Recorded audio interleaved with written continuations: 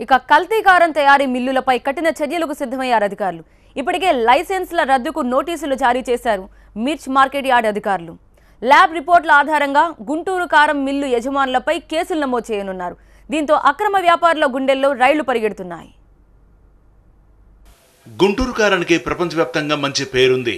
ఘాటు మిరపకాయలు పండించడంలో ఇక్కడ రైతులు సిద్ధహస్తులు. దీంతో గుంటూరు కారానికి దేశ విదేశాల్లో మంచి డిమాండ్ ఉంది. దీన్ని ఆసరాగా చేసుకుని కొంతమంది కల్తీ కారాన్ని తయారు చేస్తున్నారు. అయితే వాటికి చెక్ పెట్టేందుకు సిద్ధమయ్యారు అధికారులు. గుంటూరు చుట్టుపక్కల కారాన్ని తయారు చేసే కంపెనీలు 60 వరకు ఉన్నాయి. వీటి నిర్వహణకు ఎలాంటి అనుమతులు లేవు. వాటికి లైసెన్సులు కూడా లేవని అధికారుల తనిఖీల్లో తేలింది. గత ఏడాది కేజీ కారం ధర 150 రూపాయలు పలకడంతో కారాన్ని కల్తీ చేసి విక్రయించే వారి సంఖ్య పెరిగిపోయింది. మిరపకాయల నుంచి ఆయిల్, రంగు తీసే పరిశ్రమ నుంచి మిరప వ్యర్థ పొడిని ఇక్కడ వ్యాపారులు భారీగా కొనుగోలు చేసి కోల్డ్ స్టోరేజీలు, గొడవలలో నిల్వ ఉంచారు. తాజాగా విజిలెన్స్ అధికారులు తనిఖీ చేసి వీటిని సీజ్ చేశారు. ఖమ్మం ఫ్యాక్టరీ నుంచి వచ్చే వ్యర్థాలను చైనా కారం పేరుతో పలుచోట్ల నిల్వ చేశారు. ఒక్కో ఫ్యాక్టరీలో వివిధ బ్రాండ్ల పేరుతో వీటిని తయారు చేసినట్లు బయటపడింది. తూనికలు, కొలతల శాఖ స్టాంపింగ్ లేకుండానే ఈ ప్యాకెట్లను తయారు చేస్తున్నారు. చైనా కారానికి 40% ఒరిజినల్ కారాన్ని కలిపి వీటికి రెడ్ ఆక్సైడ్ కలర్ కలుపుతున్నట్లు అధికారులు గుర్తించారు. ఈ కంపెనీలో కారం శాంపిల్స్ సేకరించి ల్యాబ్ టెస్టింగ్ పంపించారు.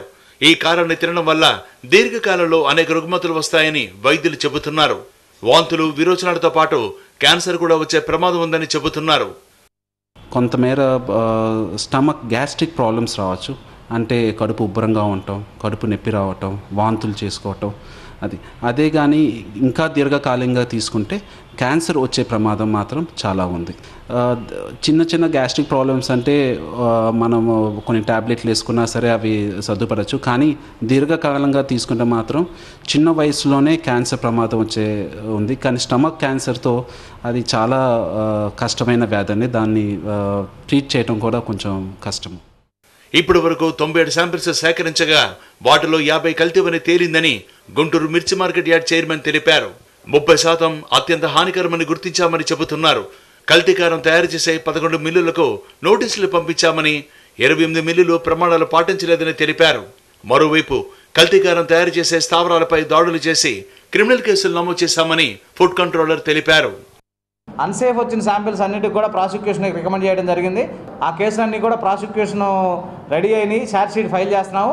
వాళ్ళందరి మీద క్రిమినల్ చర్యలు తీసుకుంటూ అరెస్ట్ చేయడం జరిగింది. 10,32,400 కేజీలు చిల్లీ పౌడర్ సీజ్ చేయడం జరిగింది.